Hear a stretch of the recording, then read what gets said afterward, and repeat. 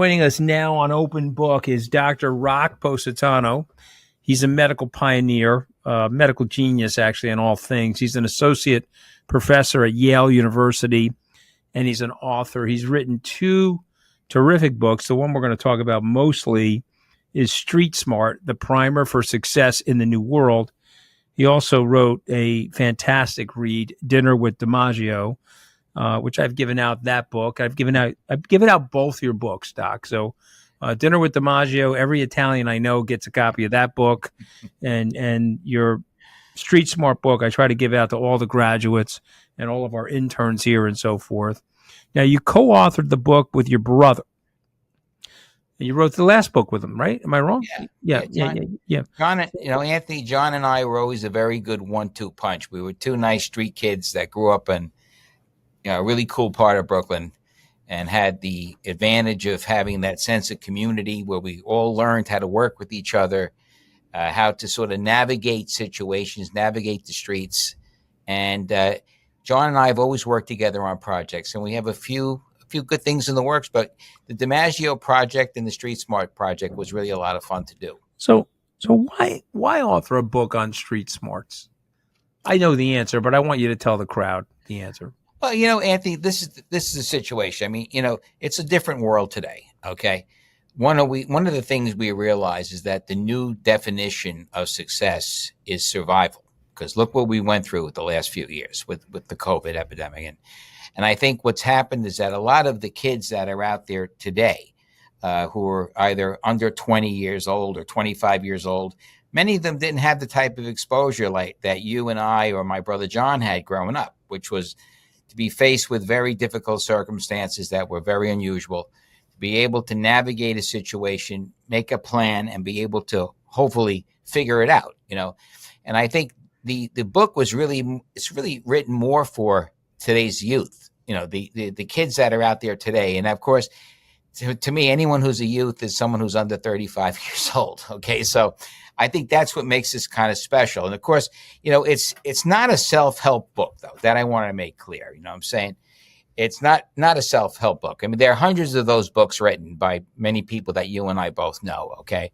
This is more of a like a Bible or a new type of a situation where there's like a playbook. And this is a playbook that hopefully could be adapted to many people's situations out there. Now, of course, there's life experiences in the book, Doc. I mean, that's what makes the book so great. I mean, you're learning by observation, right? Like, how many of us have to learn by observation? You and I are both readers.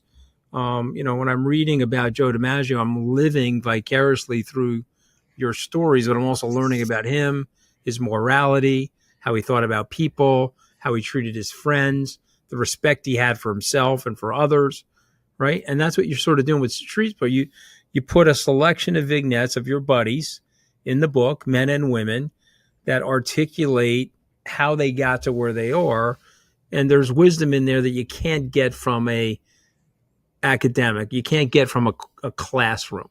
Well, yeah. And this is, Anthony, this is the classic university without walls scenario. I mean, again, growing up as we did, being outside, interacting with people, is a very unique education. But I think the biggest thing that we found with all of the participants, including yourself, of course, and we were very fortunate to have you written a very, very interesting, strong subject, was that intuition, instinct, these are things that tend to be the central theme between all of our participants, okay? And you may want to know, well, how did you pick all of these different types of people? Well, I said, basically, John and I sat down one day, Anthony, and we said, look, let's think of all the people we could put together that would never want to sit down and have dinner with each other at the same table, right? Because of the differences of opinion. You have conservatives, you have liberals, you have people who are in the middle, et cetera. But the one common denominator, the one common theme really centers around instinct. And this is something that you as a highly successful business person would appreciate, is that sometimes you have to learn to use your instinct. These are things that are not learned or taught at Harvard, Yale, Brown, NYU, et cetera. But these are things that you pick up from your interactions with people who are outside of the classroom. And that was the beautiful thing about Street Smart, is that we wanted to be able to sort of take the concept and bring it out to people because we're really concerned. I mean, about our youth being competitive.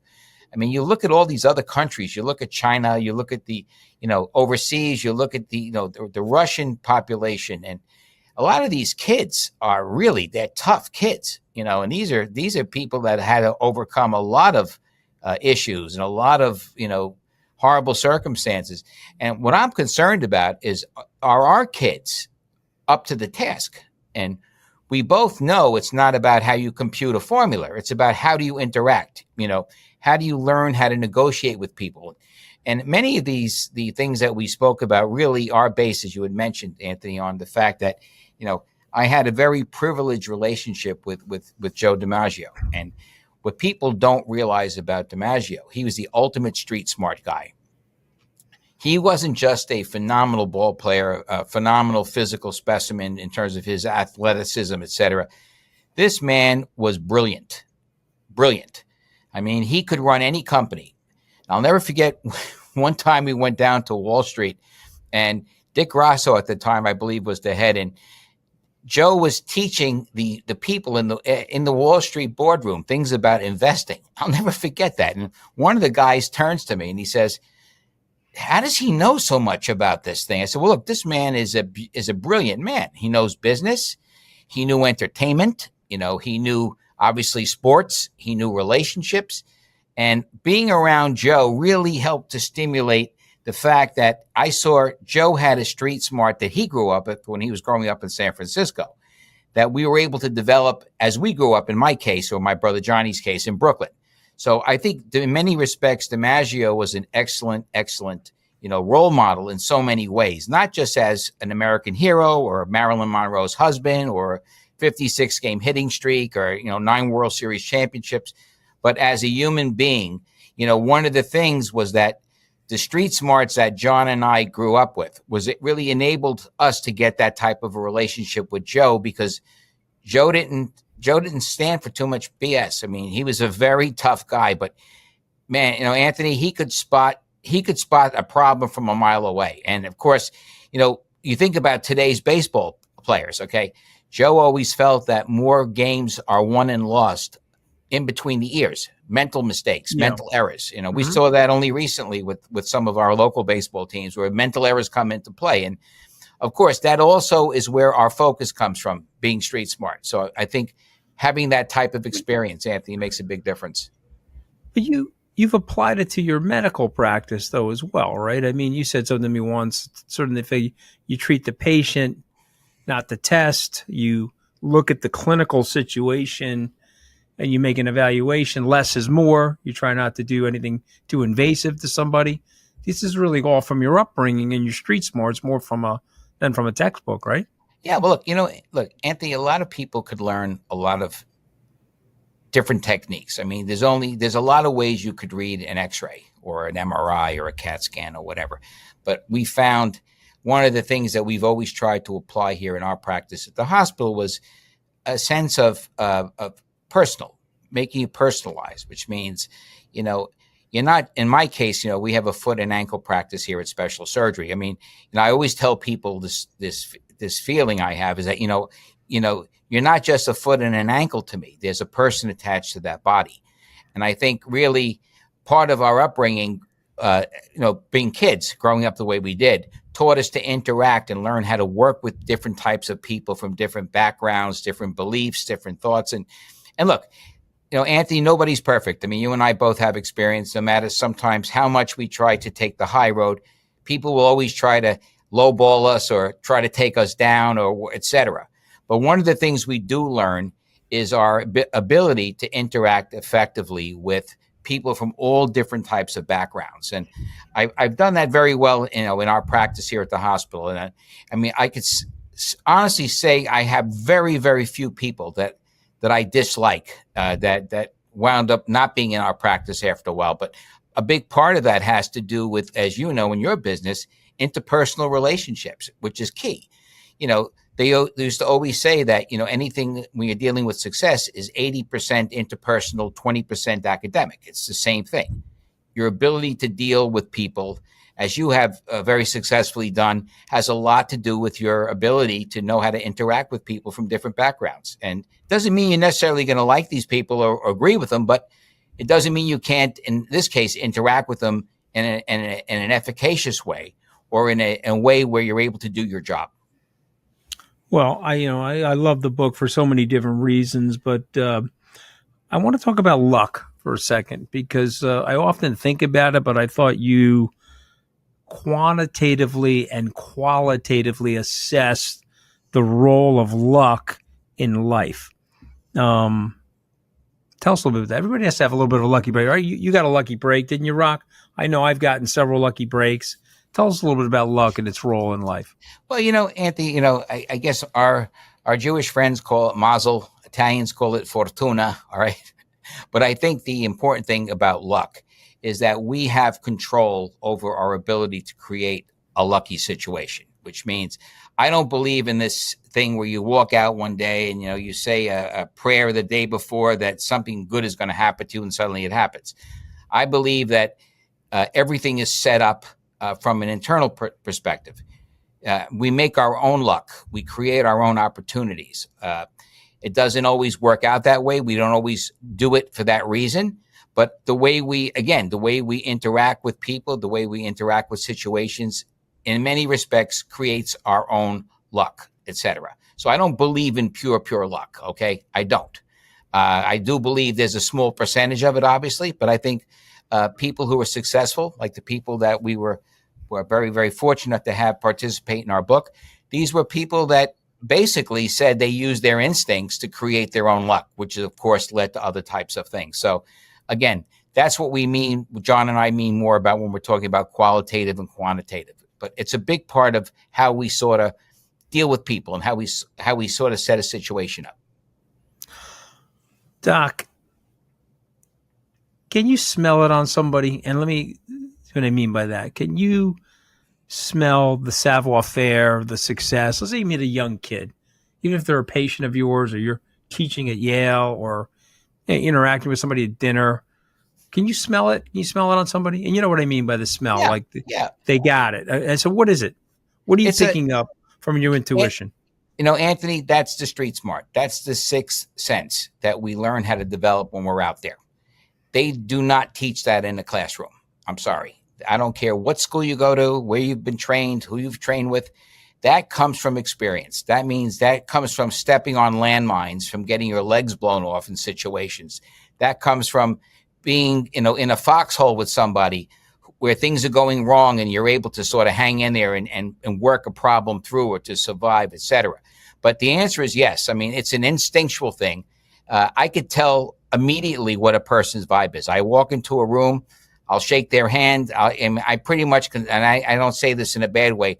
I could size somebody up right away, and very, very rarely am I wrong.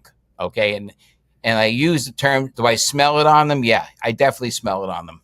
And I think that's a big part of what makes a street smart education, meaning being out there, interacting with nice people, but also bad people. Learning from experiences, learning what doesn't feel right. I remember like yesterday when I was 10 years old, not feeling a good situation about someone I was interacting with. And like 40 years later, I had the same feeling about someone and I turned out being right. But the instinct, like you said, that smell factor is definitely there. Yeah. There's no question about it. This is all stuff that I have so much respect and I admire you so much. And you're my doctor. You're my son Nick's doctor. You're all my friends' doctors. And even though you're at hospital special surgery for medicine around podiatry and a surgeon, I rely on you for everything. And I call you when I got like a hiccup. I'm like, all right, let me call Rock, But you got all these people that do that with you. So let's talk about some of the people that are in your book. And thank you for including me, by the way. You gave me an opportunity to tell a little bit of my upbringing and my story. But you've got Dr. Tony Fauci in the book, Representative Peter King, another friend of mine, Arianna Huffington. Tell us about some of the people. Why did you pick them? What did you think they had to add to the street smart narrative? Well, again, I think a lot of it, Anthony, has to do with the fact that these are people who have been unusually talented, unusually capable, unusually successful. Maybe not by our standards sometimes. Obviously, we may not agree with some of the things they may say or do, etc. But I mean, they all had that same mojo, that ability to be able to navigate hostile waters, okay, and to seize an opportunity and create an opportunity. And you look at someone like Dr. Fauci, for instance. I mean, scientifically, the man is still brilliant. I mean, he came from a very, good upbringing. His parents were pharmacy reps and owners in the old neighborhood, so to speak. Ariana came from a certain type of a background that was a foreign background with a European flair. I mean, Peter King, as you know, is our, and I mean this in a nice way. He's our backyard guy, the guy that we used to hang out with. And I think the reason why we chose some of these people was because of the fact that they were successful, but not necessarily in your typical conventional ways. So again, defining success, as we said earlier, is now survival, because this is what we need to be able to prepare for, which is why it's so important that as parents, Anthony, we're all protective. I'm sure you're very protective of your kid. I mean, we never want, I hate to say this, we never want our kids to go through what we went through. Okay. But what I'm really asking you, and you're a successful parent and a successful person in many respects. I mean, are we really helping these kids by protecting them from all of the landmines and the potholes that we had to endure during our lifetime? Okay. And I think that's really what the concern is here, is that we need to alert our parents. I mean, the people who come before us, or the people that we were basically raised with. Okay. How are we able to, enable them to help these kids to be able to learn how to develop some of these instincts? Okay. Because they are instinctual. Okay. There's no question about that. Doc, I've always been dying to ask you this, and now I'm going to get the opportunity to share it with all my listeners.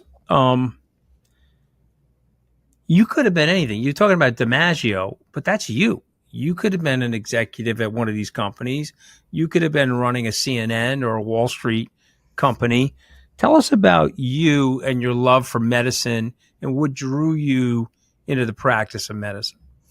Well, look, I think, when I was growing up, Anthony, I was very, very active with people. I used to run for political office. I was the only pre-med at NYU that won higher office. And the reason why is because I think it had to do with the ability to work with people and to serve and to make a difference. And I think there's nothing more rewarding or personally satisfying than to be able to help someone who has a physical problem of some type.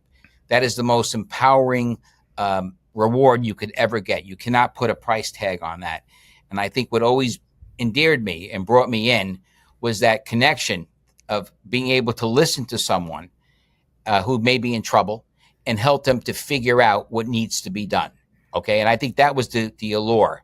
I mean, look, and I was interesting, and I was in the business world as well. When I came out of Yale, I started a company at Sony under Jeff Sagansky at the time, who was the executive vice president for Sony Corporation, called Sony Health and Entertainment. Okay. Where we were basically talking about all the things that you're seeing now about, these virtual bicycle rides when you're on your Peloton bike, you're going through the glaciers. This is all stuff that we were working on back in the early 1990s. Okay. Mm-hmm. But you know what? There was a certain lack of satisfaction, because at the end of the day, this was becoming more about, a corporate thing, making a ton of money for a huge company, and less about interacting with people and really making a difference in their life. So I think that's really the big difference here, is that when you are a healer, when you are one-on-one with someone, when you're able to help them, which most cases we're able to do it. Sometimes we don't do it, or we don't do it maybe as well as people would think we would like to do it. There's something very powerful about that, and, in my case, I had a lot of inspiration too. I was always enamored with Leonardo da Vinci, which is really the basis of our practice here at Hospital for Special Surgery. It's based upon using the foot and the ankle as the foundation for everything. like the lower extremity, the knee, the hip, the back, the neck, the shoulder. And Da Vinci was able to think out of the box, many, many, many years ago. And he was able to show how being able to help a person in one area, such as a foot and an ankle, which is so important, is able to help the person be active and mobile and et cetera. Because, Anthony, quality of life is based upon the ability to do things that are important. And as doctors, we've all concurred that the two most important things for quality of life is number one and number two, the ability to see and the ability to walk. So I think in that respect too, that's what also drew me to a foot and ankle practice, because I realized how important being able to walk from point A to point B was. So again, that was something that also has to do with our upbringing, because when we were out in the street, we realized that the ability to get from point A to point B was so invaluable. There's something else there, though, right? Let's go to Da Vinci for a second. There's and medicine is proving this. There's a mind-body connection, right? The mind is not separated from the body. The mind impacts the health of the body, and the body impacts the health of the mind. There's a holistic thing going on. But there's something magical about the foot, though. Am I wrong? I mean, it is tied into the other organs. It's tied into the brain. Tell us a little bit about that. And this is one of the things that you've said to me, and again, fully disclosed, I'm one of your patients. You don't like operating on people's feet because of that connection. Do I have that wrong? No, you're totally correct. And what people, again, don't realize is that, with all the types of orthopedic surgeries that could be performed in any type of a hospital, we're talking about knee replacements, hip replacements, spinal fusions, the most difficult in terms of outcomes are foot and ankle operations. And the reason why is not because the technique of our colleagues isn't top notch. It's because of the nature of what the foot and the ankle has to endure. It is by far, as we said, the foundation of the body. So, it's one of those situations where once you change that architecture, Anthony, as Da Vinci taught us, you're changing everything, which means, your foot may look better. You may be able to, to place your foot inside a Manolo Blahnik high heel. Okay. But what's really happening is that foot really working to serve the rest of the body. So what I found, and that's where the Joe DiMaggio connection came in, it was that I can remember having dinner with Joe on so many occasions and him complaining to me that, he lost 5 years of his career because he had a heel spur operation that he should have never had. And he, in many respects, inspired me, along with Da Vinci, to go into this area of specialization, because, he said, from an athletic point of view, if your feet don't work, you're really in trouble, as we're finding out right now with certain New York Yankee stars. Okay. And I think the importance here is that, the foot is the first part of the body that makes a contact with the ground. It's also, I think, a spiritual thing. I think it's one of the things you mentioned. Da Vinci always felt that the foot was attached to everything. Okay. And also, if you look at, not that I'm trying to get biblical on this, but if you look at like the history of religion, I mean, the foot is very symbolic. People would wash your feet to show signs of affection and love and respect and, gratitude and loyalty. And I think there's that also connection too, where, the foot has in many respects, a mystical quality about it. And, people have said, well, gee, do you believe in reflexology? And, as you know, reflexology supposedly has to do with different parts of your arch, Anthony, being connected to different body parts. Well, you don't know. You don't know. And many years ago, there was a Nobel laureate here at Rockefeller University named Professor Paul Greengard. And Paul and I spoke about this. And Paul felt that there was a connection neurologically and with the foot, and how it sort of connects with all parts of the body. And I had pointed out to him that, the foot is so well connected to other body things that, yeah, there is a spiritual as well as a physiological component to it. So, that was one of the funnier situations I was involved with, when I had this Nobel laureate telling me that, I think there's something to what Da Vinci did say about the foot and the ankle. So in many respects, that's one of the reasons why so many people now hold this part of the body in such high esteem. Well, I love talking to you. I could talk to you forever.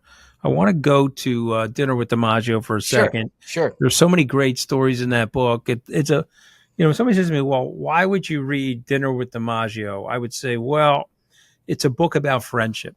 Right. Ultimately, that's what the book is about. It's a book about how to be a friend, what is a true friend, and how do people interact with each other at the highest level." I don't want to ruin the book for people because I want people to go out there and buy it. But let's talk about Muhammad Ali for a second, Right. and Marilyn Monroe, if you don't mind. Two people that are in that book and their interactions with the Yankee Clipper.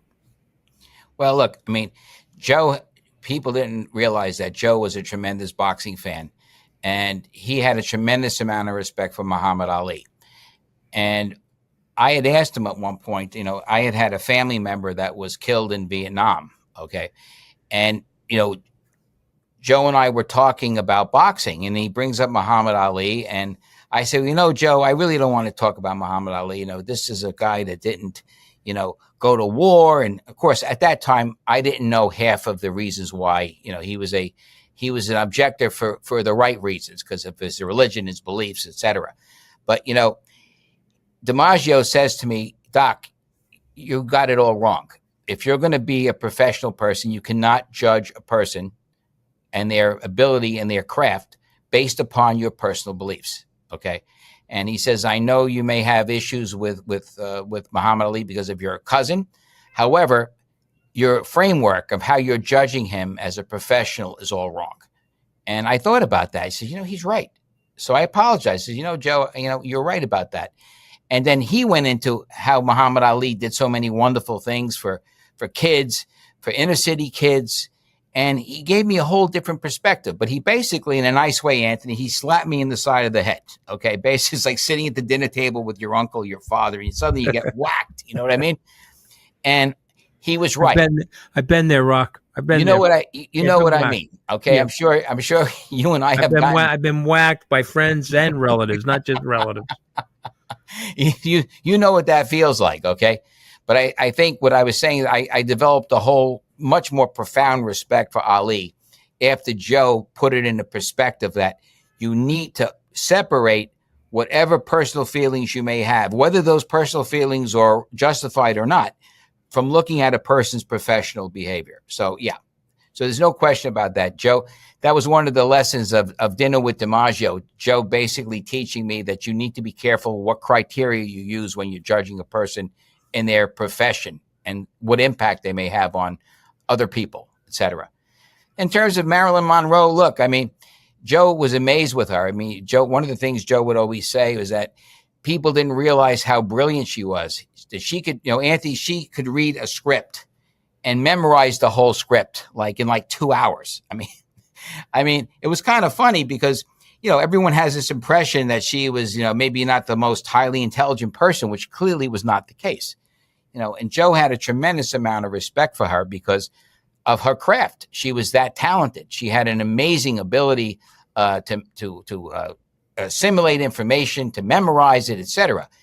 And it was kind of funny because Joe would tell me that many times Marilyn would bring a script home and Joe would read the script first. Okay. And many times Joe would tell her rather, "Well, I don't think this is a good script for you, But the funniest though was one morning, Anthony, where Joe and I are having coffee at this restaurant, which is no longer there on Madison Avenue, called Gardenia, which was on Madison between 67th and 68th. And he starts talking to me about movies and about, actors and actresses. So he turns to me and it was like something really surreal. He says to me, "Well, Doc," he goes, "I was married to 2 actresses." So I'm saying, "No, you're kidding me. Really, Joe?" You were back. He goes, "Yeah, I was married to this gal named Dorothy Arnold. She was a showgirl. And then I was married to this nice gal named Marilyn Monroe." And I'm sitting there saying "You got to be kidding me." But in a funny way, because, he didn't assume anything. But he had an immense respect for people who were in the arts field. And, I'll never forget this. One of the times, we went out with some of some artistic people. One of them was Woody Allen. Woody Allen had a crazy thing for Joe in terms of respecting him as a ball player, and it was his idol. And Woody and Joe were sitting at the table talking. And Joe was telling Woody, who was the director of this film, who was the assistant, and then Joe gets up to go to the men's room, and then Woody says to me, he goes, Rock, I don't believe how much Joe knows about movies. And then I had to remind him too. I said, look, Woody, Joe was married to 2 actresses, but it was his knowledge though of the arts and movies was really amazing and phenomenal. So, but going, not to digress, but his love for Marilyn Monroe was unbelievable. And you could see that the man always had a lot of pain. And anytime she would come up, he would have that, we used to call it, the 2,000-yard stare, where you could just see he would just disconnect. And it was horrible. It was horrible. You could clearly see, he was totally in love and devoted to her. And, which was a horrible thing for him. You tell some beautiful stories in the book. It's really one of the great books about friendship and relationships. Now I'm at the point in this podcast, Dr. Rock, where I read out 5 words. Okay. I did this with Governor Christie earlier in the week. He gave me 5 words back. I've done it with other people, and they give me paragraphs. You can give me a sentence, a word, something's going to come to mind. I'm going to say the word and you respond. You ready? Shoot. Mindset. Way of living. It's important, right? Very. Have the right mindset, right? Always. Way of living. And dealing with success and failure, you're going to have the right mindset. Am I right, sir? Always. Okay. Luck. You create your own luck. Right. But we all have to have it, right? We all have to catch that break somewhere, right? Look, we all need the little break every once in a while, Anthony. No question about that. Success. Survival. Yeah. The new definition of success is survival. That is so good, Doc. That is so good. Experience. Hard work. Take nothing for granted. Don't take the easy way out. Right. Do the work, right? You got to do the work. There's no such thing as being... There's no shortcut. We both know that, right? There's no anointing from the top of the mountain that suddenly, Anthony, you wake up one day and you say, wow, I'm so much more intelligent than I was yesterday. It doesn't work that way. If I say the word DiMaggio, you say what? Class. Perfection. He really was something else, though, right? Impeccably dressed. He had... Anthony, I've seen so many people, and there was only one person that could literally stop a room dead. It was Joe. I mean, we once were in Beverly Hills. We went into one of those fancy Monday night places. I forgot what it was. And I'll never forget, we walked into the restaurant, and inside that restaurant was Gregory Peck, Jack Lemmon, Joan Collins. I mean, the who's who of Hollywood.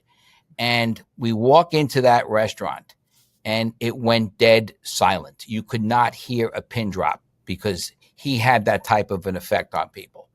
And I'll never forget the owner saying to me, Doc, we have a lot of famous people that come into this restaurant, but I've never seen a room go completely silent and frozen than tonight when you brought Joe DiMaggio in here. That's the type of an effect this man had on people. Well, I remember him. I mean, unfortunately, I wish I knew you, Dr. Rock, in the 90s, when Joe was around. I mean, I saw him out one night at a fundraiser, and he was so kind to the people that came up to him at that fundraiser. Of course, I was, I probably didn't have the, I think my self-confidence grew as I got older, Doc. I was in awe of Mr. DiMaggio, so I didn't go over there to say hello to him. You know what I mean? I wish I did, but but he was so kind to the people. I just remember watching him handle the people with a level of kindness, Well, he had that ability, though, again, to be able to transcend all of these things. He could be with a president of the United States one minute.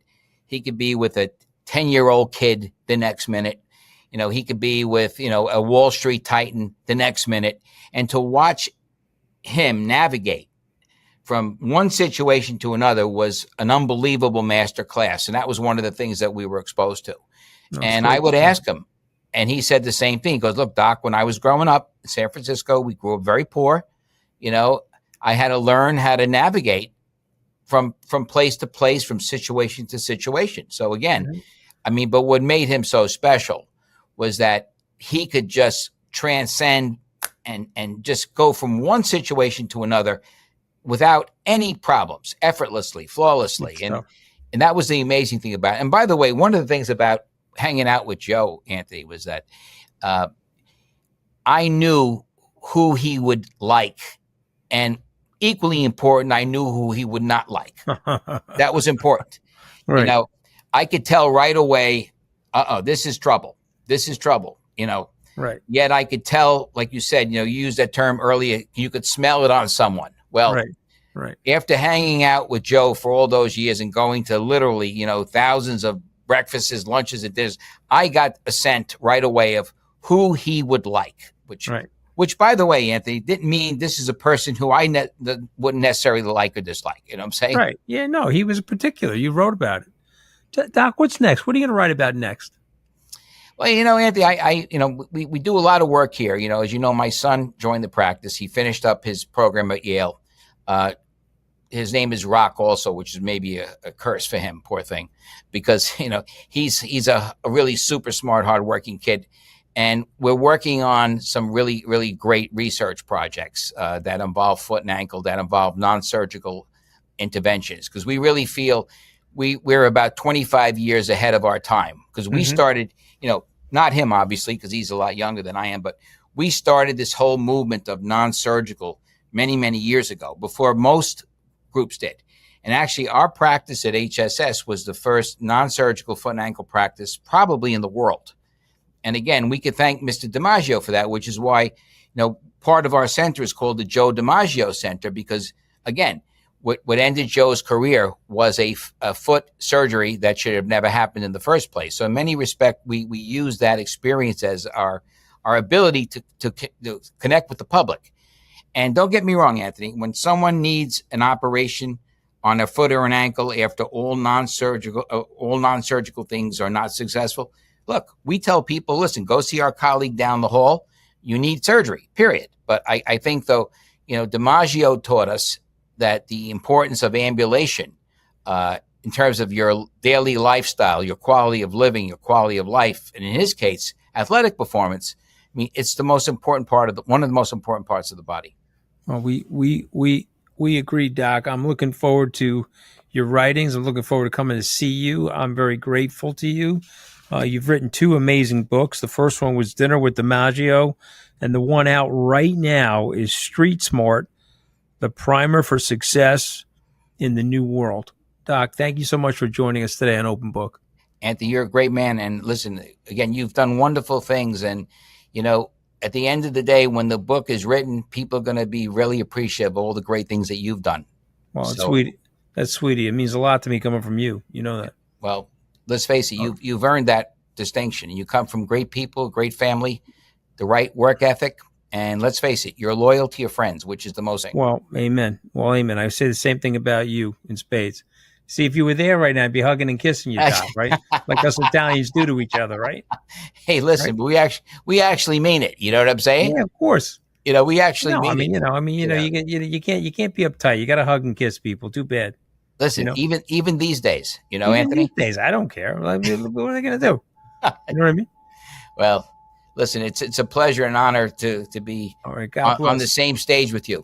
We've seen hell repeat itself continuously. We keep stumbling in that stuff. No matter how much people think that we are advancing, we still see hell. And Gaza, just like Ukraine, is an even stronger argument of hell, because there was no real peace ever. It was an arrangement that ultimately just went catastrophic. You see people moving towards, how do we resolve this? And so what sort of compromise will we see? What sort of arrangements? And so the elites at the top level get together and they come up with some solution, which is really a truce. It's not a fundamental getting at the essence of where the local people are intimately involved in the process of peace and resolution of their frictions, but in fact at the highest level trying to stop the killing for a while. Joining us now on Open Book is General Romeo Dallaire. He's a former Canadian senator. He's a global human rights advocate and, of course, a best-selling author. The title of the book is The Peace, A Warrior's Journey. And General Dallaire, it's an honor to have you on the podcast. You've had a distinguished career in the military, of course, in politics. Before we go into the book, I'd like you to tell our audience a little bit about your background, sir. How did you end up in the military and out to the other sides of the political system? Dad was joined the army in 1929, and so went overseas, married a Dutch girl. I was born there. We lived in military camps, and we had cadets at school, military cadets, and so lived in wartime housing. And all, I mean, it doesn't give you much option to looking elsewhere. And so wanted to go to military college and achieve that. In fact, my archives of my work are now at West Point. And then did a military career from there, and really wanted to lead people into operations and to do things and see things get done. And so that's what kept me going all those years. But despite the fact that you've been in the military, sir, you are a big advocate for peace. You're somebody that believes that the best solutions are diplomatic ones. And this book is a very compelling book. Why did you decide to write this book now? This is my fourth book, and I wrote at the operational level of war in Shake Hands with the Devil that described the genocide of my command there. I wrote at the tactical level when I wrote They Fight Like Soldiers and Die Like Children, which was on child soldiers, of which I subsequently have continued to work and got an institute in my name. We're working in Africa and Latin America, and now opening up in Asia. Then the third book was Waiting for First Light, which was the fact that I was injured psychologically with the experience of the genocide.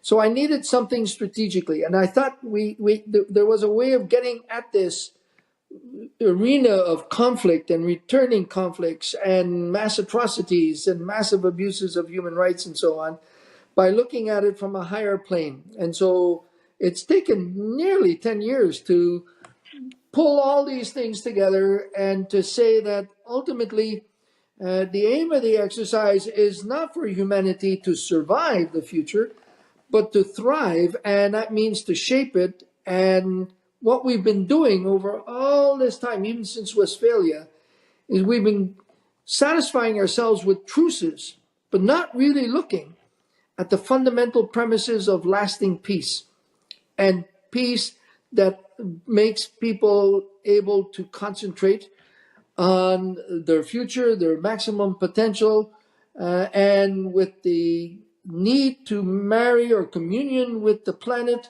permit us really to truly thrive. And so with technology, young people highly engaged, women being treated as equals in this male-dominated world where everything has been created by men, all the institutions, women have got to come and influence this whole leadership philosophy and be as equals. We got a chance of pulling this off over maybe the next couple centuries. I love it, I want you to tell our viewers and listeners who may not remember their European history, what was the Treaty of Westphalia and what was the impact that it had? In fact, it was an extraordinary treaty that was done after there was 100 Years' War, the 30 Years' War, and the nation states were not in existence. I mean, it was all a whole bunch of dukes and lords and princes and kings, and you just kept beating the living daylights out of each other under very egocentric and power-seeking leadership, all male-dominated, to gain the best advantage where greed and power dominated. Well, they finally got together in Munster, Germany, and I was one of the annual speakers in the exact room where they signed this thing over 300 years ago. And that's what created the foundations of the nation state, of sovereignty, of, in fact, nations and nationalism.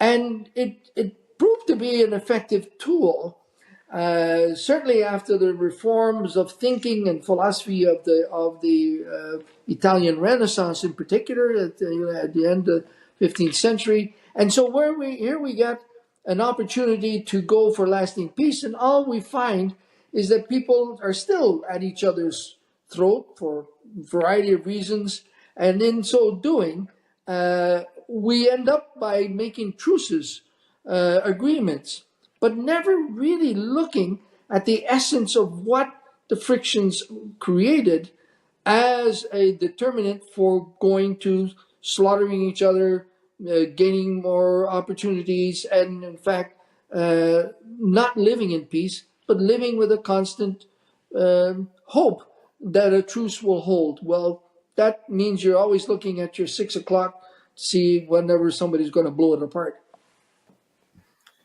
So it's an interesting concept because in the book, you basically are saying that peace is not necessarily the absence of war. I guess that's more or less what a truce is. So define peace for us. Tell us what it would mean for us to live in peace. It's an interest. Your questions are very perspicace because essentially what we finally have been stumbling since the end of the Cold War, where we thought we had peace, which was truly, I mean, that's a perfect example of a truce, with the Russian scenario going on, the Gaza scenario going on, with, in fact, the inability of nations to come together to resolve conflicts and ultimately even prevent them. Your request of what really peace is, it's been moved in the international sphere slowly to human security, right? How does the human being feel secure? The individual human being, and both economically, politically,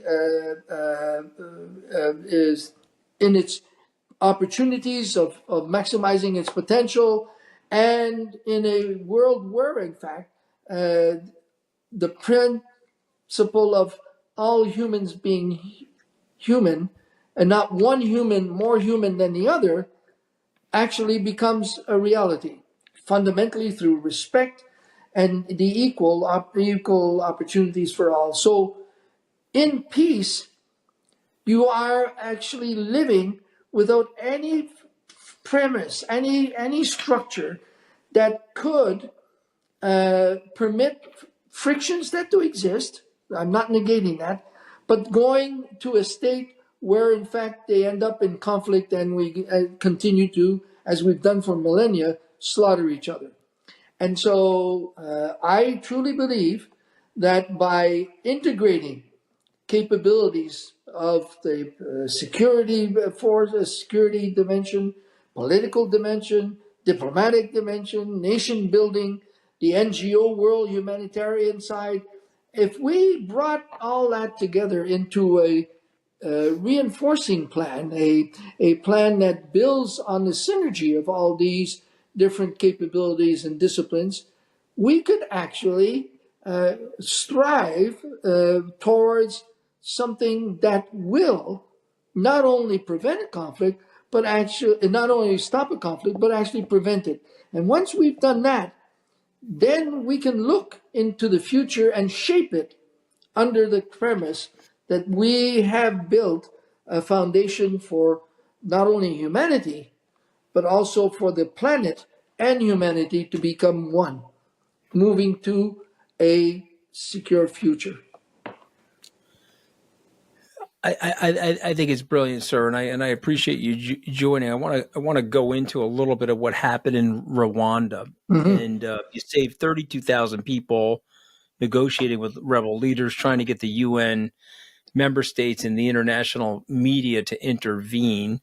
Obviously, you felt that you could have saved more if some of your pleas didn't fall on deaf ears. But tell us a little bit about that situation, and then, if you don't mind, sir, I'm going to, as you're talking about that, I want you to talk a little bit about what's going on in the Ukraine and Gaza, because as human beings, these things have the same DNA, sort of, right?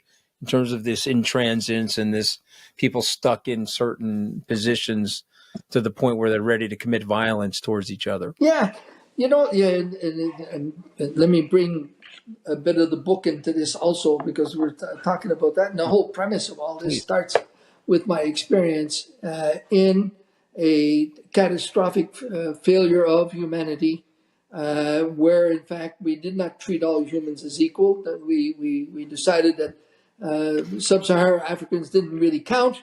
And so nobody wanted to come and take any risks in trying to prevent, let alone stop, an actual genocide. I mean, the slaughter of the million people in 100 days, and 4 million were displaced, all based on an ethic premise of greed and power and not wanting to share power. So in that context of a country that doesn't have resources, it is a country that simply has a population. It was not deemed worthy of intervention and reinforcement by anybody else, although at the same time in ex-Yugoslavia, if you remember in those days, in the early 90s, we poured 67,000 troops into that, and I couldn't even keep 450 where I was. What really we've been going through is that we've seen hell repeat itself continuously. We keep stumbling in that stuff, no matter how much people think that we are advancing. We still see hell, and Gaza is a perfect example of hell.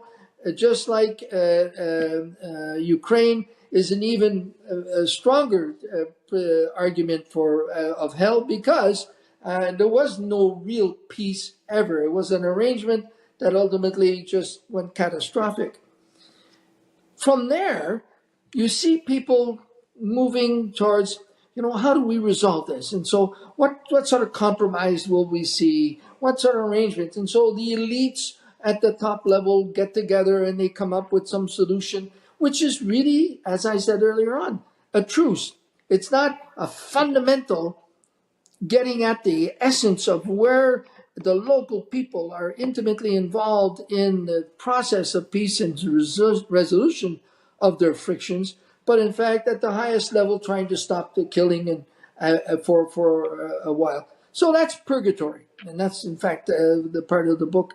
And so Gaza is a sort of a purgatory that's turned into hell, because what we've created is a generational war. It's a war that's guaranteeing that the generations that are young, the young people and so on, how they've been used, abused, and destroyed, what they've seen, what's left, what the opportunities that don't exist anymore, they are going to move again towards the conflict and the use of force. And so you're going to keep building generational wars with periods of times where you have a sort of arrangement that makes the high level people satisfied, and the general populations don't have to duck so much. But we don't then move to something far more draconian, where in fact we want to cross and go through this ring of fire that Dante does into heaven, which he then still has to work at to actually see the options of what does peace really mean, and what is the cost of it to implement it, and what is needed to be done, and the perseverance and the ability to sustain the will that humanity seeks to find that element that will give them the sense of permanence, of serenity for them and future generations. And if they can get into that situation, then they can stop worrying about how to defend themselves and start, in fact, blossoming into building a whole of humanity, which we can now Skype nearly, in a time where that has never existed before. In real time, we could actually pull all this humanity together, and with the synergy of it, actually go not only into a mode of peace and lasting peace, but also of going beyond ourselves. Going actually beyond this planet. Because once we have this lasting peace, what do we do with it? We actually could thrive into the universe. And that's fundamentally what humanity is seeking. So I do not believe in the Darwinian perception of power and the strongest, and as Kissinger has sold, go to the negotiation, for peace, but bring a big stick. Power, greed, all those components of ego, particularly male-dominated ego, even misogyny, have all been factors that have prevented people from sitting around and looking at fundamental peace. And unless women are in there at 100% with men to reconstitute those institutions that have been built by them, religions, governments, the social networks, construct of economic network, that we have women traits and abilities and leadership into the future, we will never really grasp the depth of what peace can be. But there is a shining light behind all this. And only what it is that the millennials, the A's, the Z's, they can see globally. They're already global with the communications and so on. And they are hypersensitive of this need for communion with the humanity and the planet. And they're going to start pushing the other generations above them aside because we're too slow and inept at bringing the innovative solutions to actually move to peace and not be satisfied with truces. It's very, very well said, sir. I really appreciate it. So we went through your book. We come up with 5 words for every one of our authors. So what I'm going to do, it's a little bit of a word association. I'm going to say the word that's out of your book, and then I want you to give me a 1 or 2 sentence reaction to the word. Well, that's going to be a challenge, that's for sure. All right, so you ready? Yeah. No, I'm sure you're up for the challenge, General. Okay, ready? I'm going to say the word leadership. What comes to mind? Leadership, humility, and the fundamental premise that you respect other human beings, and through that, you maximize your potential to be able to move the ambitions of all towards a positive result. See, when I read your book and I thought of the word leadership, I always thought service. I see you as a servant leader. You're somebody that likes serving people. So despite the fact that you're in a leadership position, you're always out there trying to help people. Well, my dad told me the night I left for military college, and he had, he was a World War II vet and a career soldier, and he said, "Romeo, remember," he said, "you're joining a service. Don't join if you expect people to say thank you, but remember you're there to serve them." Amen. All right, ready? Yeah. Next word is warrior. I say the word warrior. You say what? If you had asked me that 30 years ago, it would have been the warrior ethic and the ability to maximize power and to discipline use of power in order to achieve the missions that are given to us from a democratic elected government. That would have been my sort of work. And my love for the Templars and the Crusaders comes from the fact that they were warriors, but they had another ambition also. They were humanitarian, trying to help people. The Templars, the Hospitaliers, and so on. They saw something more than to be a knight and a warrior. Today, to me, a warrior is someone who, yes, can use disciplined force in extremist, but there is a whole margin of capabilities that are inculcated into the military structure, the ethos of the military, its doctrine, its philosophy of leadership, that can help it move in synergy with other disciplines like the NGOs, the humanitarians, the diplomats, in building a new construct of how we solve problems and anticipate them versus the stovepipe systems that we have today. So warrior is, in extremis, warrior ethic may be required. However, there's a whole, not to be too vulgar, piss pot of elements that can be done and can be accomplished by the security forces in synergy with the other disciplines. Okay. I say the word humanity. Humanity, we are living in an extraordinary time because we can actually really communicate with the whole of humanity. So when we talk humanity, we have humanity as a state of mind, of philosophy, of being an empathy for other human beings. That's the sense of humanity. But humanity, in the way I've been articulating, particularly in the book a lot, is the fact that we can bring the whole of the human race in respect with each other as equals, all humans being human and equal, into a whole new framework of how we seek the guidance of evolving our situation into lasting peace. What about the word war? I say the word war. Yeah, war. You know, war is war is the most evil deficiency of humanity. War, to me, is the weakness of humanity to bring innovative solutions and be conscious of what, in fact, ultimately the aim of being alive and serene and safe means. So, war is the easiest way to find some sort of a compromise or some sort of a solution, but ultimately a war has absolutely no lasting peace to it. A war, on the contrary, is an instrument to destroy humanity and to perpetuate the frictions that exist. Okay. How about peace? Peace is the ultimate aim.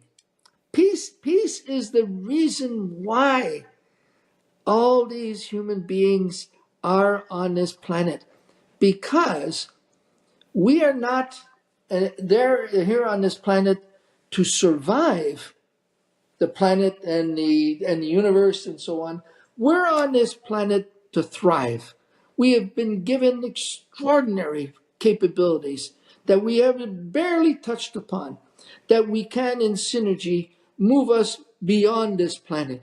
And so I believe that peace is the ultimate aim to move us beyond ourselves. And that can be achieved if we create a communion with the planet and truly, truly feel serene and safe in a lasting environment to concentrate on a much higher plane objective for all of us.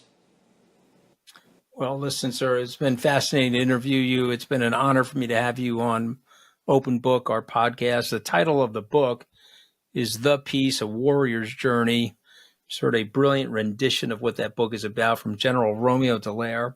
He is a former Canadian senator, a global humanitarian, and obviously a military leader that all of us are very proud to know. Thank you very much for joining us today on Open Book. Well done, Tony, and excellent questions. Congratulations.